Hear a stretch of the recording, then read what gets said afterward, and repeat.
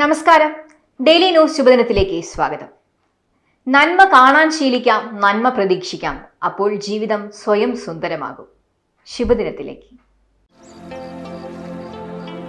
Daily news ശുഭദിനം നിങ്ങൾക്കായി അവതരിപ്പിക്കുന്നത് അമൃത്വേണി ഹെയർ എലിക്സിയർ.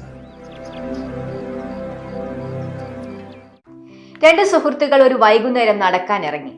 ഒരാൾ പറഞ്ഞു, നല്ല അന്തരീക്ഷം, എത്ര സുന്ദരമായ സായാഹ്നം. രണ്ടാമൻ സമ്മതിച്ചു, ശരിയാണ്, പക്ഷെ തണുത്ത കാറ്റടിക്കുന്നുണ്ട്, ചിലപ്പോൾ മഴ പെയ്തേക്കാം. കുറച്ചു ദൂരം ചെന്നപ്പോൾ അവർ നിറയെ പൂത്തു നിൽക്കുന്ന പനിനീർ ചെടികൾ കണ്ടു. ഒന്നാമൻ പറഞ്ഞു, നോക്കൂ, എത്ര മനോഹരമായ റോസാപുഷ്പങ്ങൾ.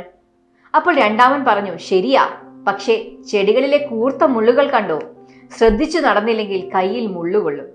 കുറച്ചു കഴിഞ്ഞപ്പോൾ അവരുടെ നടത്തം വയൽ വരമ്പിലൂടെയായി. ഒന്നാമൻ പറഞ്ഞു, നല്ല നെൽപ്പാടം, നല്ല വിളവ് കിട്ടും. അപ്പോൾ രണ്ടാമൻ, ശരിയായിരിക്കാം, പക്ഷേ അതിനിടയിൽ നിൽക്കുന്ന കളകൾ നീ ശ്രദ്ധിച്ചില്ലേ?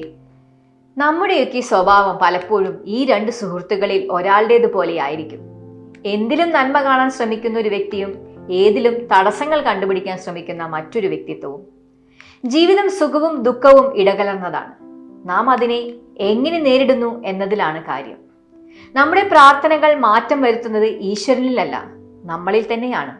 നമ്മുടെ കാഴ്ചപ്പാടുകൾ മാറ്റേണ്ടതുണ്ട്. ഏതിലും നല്ലത് കാണാൻ, ശുഭപ്രതീക്ഷ പുലർത്താൻ ശീലിക്കാം. അപ്പോൾ ജീവിതം സുഖപ്രദമാകും. നന്മ പ്രതീക്ഷിക്കുന്നവനെ നന്മ ലഭിക്കൂ. ശുഭദിനം.